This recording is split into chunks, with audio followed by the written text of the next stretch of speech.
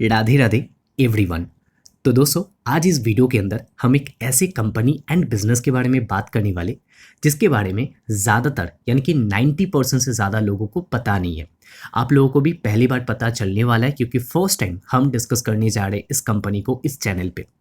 तो ये कंपनी चुपके से क्या कमाल कर रहा है इस टाइम पे वो जानेंगे। फ्यूचर में क्या कमाल कर सकता है या करने वाला है वो इस वीडियो में जानने वाले हैं। एंड और भी बहुत कुछ हम डिस्कस करेंगे इस बिजनेस के रिगार्डिंग, जिससे आपको ओवरऑल बिजनेस का अंडरस्टैंडिंग आ जाए। मतलब करता क्या है, कैसे कमाता है एंड एडवांटेज क्या है, किसके साथ लिंक है, वो सारा कुछ आपको समझ में आ जाएगा। एंड एक और चीज़ आपको बता दो, क्यों ज़्यादातर लोगों को पता नहीं होगा, क्योंकि ये एक न्यूली लिस्टेड कंपनी है। जस्ट 2 महीने पहले इस कंपनी का आईपीओ आया था फरवरी के मंथ में, एंड अभी हम वीडियो बना रहे हैं अप्रैल में। तो 2 महीना पुराना इसका लिस्टिंग हुआ है स्टॉक मार्केट में। तो कहाँ ज़्यादा लोगों को पता होगा, सब लोग भूल जाते हैं लिस्ट होने के बाद। अभी सबसे पहले बता दूं कि ये एक एनबीएफसी कंपनी है या फाइनेंस की कंपनी है, ऐसा आप कह सकते हो।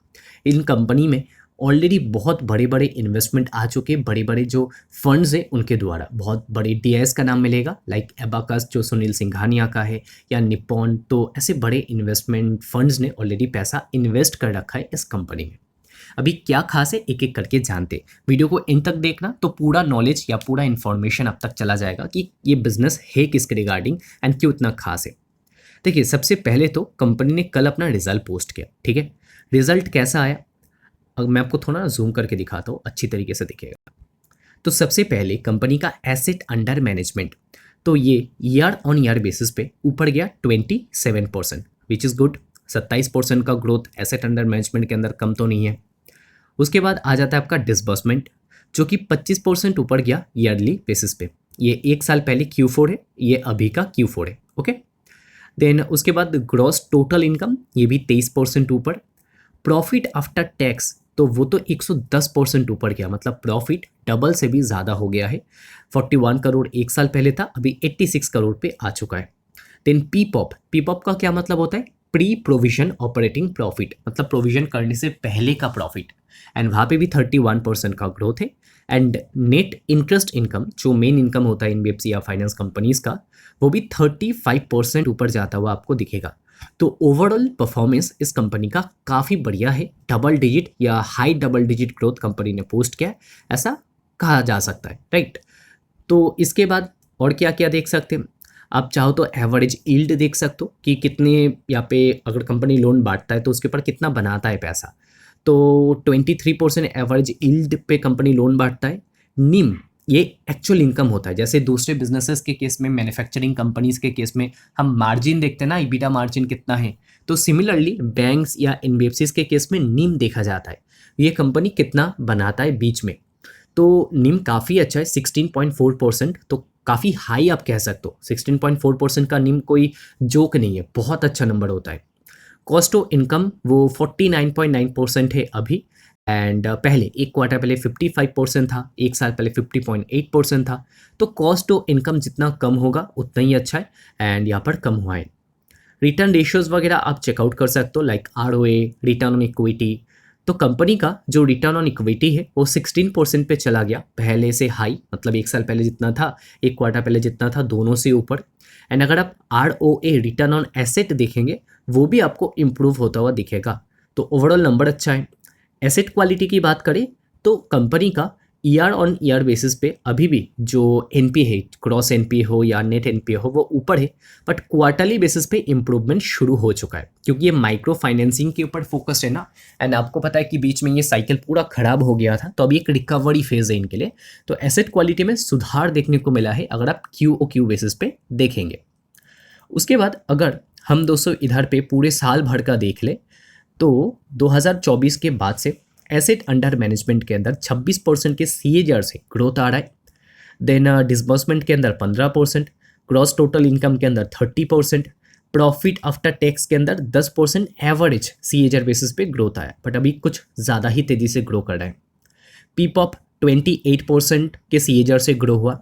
एंड याद रखना, कुछ लोगों को लग सकता है कि ये 10% का प्रॉफिट आफ्टर टैक्स का ग्रोथ कम लग रहा है, बट ये साइकिल खराब था उस टाइम का ये CAGR है, एंड तभी 10% है। तो जब साइकिल अच्छा होगा तब क्या कर सकता है, सोच कर देखिए। नेट इंटरेस्ट इनकम के अंदर 29% का सीएजर बना है अगर आप लास्ट 2 साल का डेटा देखेंगे उठा के। आ जाते दोस्तों और नीचे, तो ये जो कंपनी है ये इंडिया का एक लीडिंग माइक्रो एंटरप्राइज लेंडर है। ये कंपनी जो है ये शुरू हुआ है 2014 में। एंड हाँ, आपको कंपनी का नाम नहीं बताया, तो इस कंपनी का जो नाम है वो है I finance. Okay, AYE finance. तो ये जो कंपनी है ये एक RBI रजिस्टर्ड NBFC कंपनी है जो कि बेसिकली माइक्रो फाइनेंसिंग के ऊपर ही फोकस करता है। ठीक है, एंड मैं आपको और चीज़ें दिखा देता हूँ इस साइड में। तो कंपनी के पास अभी एसेट अंडर मैनेजमेंट में 7044 करोड़ है, मतलब इतना पैसा कंपनी मैनेज कर रहा है, इतना डिसबर्समेंट है। टोटल रेवेन्यू 1567 करोड़ का है। And total branches as of now company के पास है 571। 18 स्टेट में प्रेजेंट है एंड 3 यूनियन टेरिटरीज में कंपनी प्रेजेंट है इस टाइम में। एंड 10,800 से ज़्यादा एम्प्लॉयज़ इनके पास है। तो जर्नी जब शुरू किया था कंपनी ने, तो शुरू किया था 2016 में एंड नॉर्दर्न इंडिया से इन्होंने शुरू किया था। ये कुछ स्टेट से इन्होंने शुरू किया था। ठीक है, FY 2016 की हम बात करें तो तब टोटल स्टेट इनके पास था 5। थोड़ा थोड़ा करके अगर आगे जाएंगे तो कंपनी ने 2018 में साउथ में एंटर किया, 2020 में वेस्ट एंड ईस्ट में एंटर किया एंड 2022 तक ये पैन इंडिया तक पहुंच चुके हैं। एंड अगर देखेंगे अभी 21 स्टेट में ये ऑलरेडी जा चुके हैं 2023 तक। ठीक है, तो टोटल नंबर ऑफ ब्रांचेस भी आप देख सकते हो कैसे कैसे इंक्रीज हुआ है। पहले 172, देन 311, देन 398। तो ब्रांचेस का भी काउंट धीरे धीरे इंक्रीज होता गया है। तो जर्नी सो फार आप यहाँ पर चाहो तो वीडियो को पॉज करके भी चेकआउट कर सकते हो। उसके अलावा जियोग्राफिकल प्रेजेंस अगर आपको देखना है AUM बेस्ड, ठीक है, कहाँ से कितना AUM आया है एसेट अंडर मैनेजमेंट, तो बिहार इनका मेन फोकस्ड एरिया है। ठीक है, उसके बाद Uttar Pradesh UP 15%, then Rajasthan 11%, then Maharashtra 7% and Madhya Pradesh 7%। बाकी जो अदर स्टेट है वहाँ से 40% का एसेट अंडर मैनेजमेंट कंपनी को आता है। ठीक है, एंड उसके अलावा अगर आप देखना चाहो इंडस्ट्री वाइज, तो ट्रेडिंग इंडस्ट्री से इनको ज़्यादातर रेवेन्यू आता है। उसके बाद सर्विस एंड जॉब नेटवर्क, उसके बाद मैन्युफैक्चरिंग एंड अदर्स, एंड उसके बाद लाइफ स्टॉक जो है वो आता है। और थोड़ा नीचे आ जाते, ये कंपनी का फोकस्ड एरिया को आप समझिए कि किनको ये कंपनी केटर करता है। तो सबसे पहले आता है वो वाले लोग जिनका इनकम 1 से 3 लाख रुपए का होता है पर एनम, उनको ये केटर नहीं करता है। उनको केटर करता है जो माइक्रो और कंपनीज है या बैंक्स वगैरह, वो लोग केटर करते हैं। सेकेंड पोजीशन में आता है वो लोग जो 3 से 6 लाख रुपए पर एनम कमाते, उनको भी ये कंपनी केटर नहीं करता है। जो सेल्फ एम्प्लॉयड है उनको भी केटर नहीं करता है। उसके बाद आता है अनऑर्गेनाइज्ड माइक्रो MSME, जिनका टर्नओवर मान लो सालाना 30 लाख से 1 करोड़ होता है एंड जिनका इनकम 5 लाख से 15 लाख पर एनम होता है, उनको ये कंपनी केटर करता है। ठीक है, आई फाइनेंस इनको केटर करता है। एंड उसके बाद एक और सेगमेंट आता है जो ऑर्गेनाइज्ड माइक्रो MSME है एंड जो 1 से 10 करोड़ पर एनम का बिजनेस करता है, इनकम उनका होता है 10 लाख से 40 लाख। तो वहाँ पे भी इस टाइम में प्रेजेंट नहीं है। तो इनका जो फोकस्ड एरिया है ना, ये 3 नंबर वाला है, जहाँ पे बिजनेस मतलब एक अनऑर्गेनाइज्ड बिजनेस जो वो करता है सालाना turnover 30 lakh to 1 crore and कमाता है 5 से लेके 15 लाख, तो उनको ये कंपनी केटर करता है। ओके, ठीक है, तो हम ये भी समझ गए कि कंपनी कहाँ पे फोकस्ड है। अगर आप देखना चाहें कि कंपनी के जो यहाँ पे कस्टमर्स कौन कौन है, कहाँ से आते हैं, लाइक ग्रोसरी शॉप या टेलर या लेदर गुड्स, शू वगैरह, मतलब ये सारे एरियाज़ में जो आते हैं, तो वो लोग इनसे लोन उठाते, आई फाइनेंस से ये लोन उठाते। ठीक है, जो अनऑर्गेनाइज्ड बिजनेसेस है। उसके बाद दोस्तों आ जाते और नीचे, एंड इधर पे आपको डाइवर्सिफाइड लेंडर बेस इनका देखने को मिल जाएगा जो कॉस्ट को रिड्यूस कर देता है। लाइक इन्होंने बैंक्स के साथ पार्टनरशिप कर रखा है, financial institutions like Tata capital, L&T finance, Bajaj finance, इनके साथ पार्टनरशिप कर रखा है। ठीक है, तो बैंक्स में SBI है, HDFC बैंक है, देन एक्सिस बैंक है, IDFC फर्स्ट बैंक है, तो ये सारे बैंक्स आपको मिल जाएंगे। एंड कॉस्ट ऑफ बोरोइंग भी कंपनी का दिन ब दिन नीचे आया है। आप लास्ट 4 क्वार्टर का देख सकते हो, तो थोड़ा थोड़ा करके नीचे आया है कॉस्ट ऑफ बोरोइंग। तो जितना नीचे आएगा उतना ही अच्छा है। तो ये कंपनी का लेंडर बेस है, मतलब कहाँ से पैसा उठाता है या कौन इनको मदद करता है लोन देने में। चलिए आ जाते हैं और नीचे, एंड अभी बात करेंगे इनके फ्यूचर प्लान्स या जो आप कह सकते हो टारगेट से या ग्रोथ गाइडेंस है उसके ऊपर। तो इधर पे हम आ चुके गाइडेंस पार्ट के ऊपर। FY27 में जो गाइडेंस कंपनी ने दिया, सबसे पहले तो 2026 में जो एसेट अंडर मैनेजमेंट का ग्रोथ रहा, AUM का ग्रोथ रहा, वो 27% रहा। एंड FY27 का गाइडेंस इन्होंने उसी बीच दिया, मतलब 25 से 30% के बीच में हम करेंगे FY27 में, मतलब ये साल अच्छा होगा इनके लिए। नेट इंटरेस्ट मार्जिन 2026 में किया 14.6%, आगे का भी कुछ वैसा ही प्लान है, इसी रेंज पे रखेगा। ओपेक्स कॉस्ट अभी 9.6% है, ये ओपेक्स कॉस्ट को और ज़्यादा कम कर देगा कंपनी, बढ़िया, कॉस्ट कम होगा तो बढ़िया रहेगा। क्रेडिट कॉस्ट जो अभी 4.8% है, इसको कम करके 3.5 से 4% के बीच में लाना है, और बढ़िया होगा अगर क्रेडिट कॉस्ट कम हो जाए। रिटर्न ऑन एसेट जो अभी 2.8% का रहा पूरे साल भर का, वो 4% से 4.5% लेकर जाएगा, जितना ज़्यादा होगा उतना अच्छा है रिटर्न ऑन एसेट। तो काफ़ी इंप्रूवमेंट आ सकता है ये साल का, ग्रोथ ओवरऑल अच्छा रह सकता है इस कंपनी के लिए। थोड़ा सा आगे का जान लेते हैं।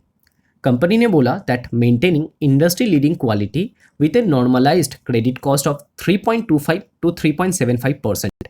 ये बेसिकली 3 साल का विजन हम देख रहे हैं, पहले 2027 का देख लिया, ये 3 साल का है।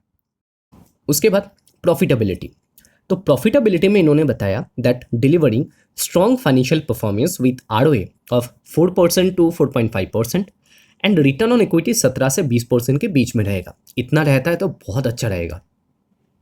ग्रोथ टारगेट में इन्होंने कहा कि एसेट अंडर मैनेजमेंट के अंदर 28 से लेके 33% तक का हमको CAGR देखने को मिल सकता है। अगेन ये कंपाउंडेड बेसिस पे बोला है, मतलब हर साल इतना होगा ऐसा नहीं, कभी हो सकता है 20 हो, कभी 25 हो, तो कभी 40% का भी आपको दिख सकता है।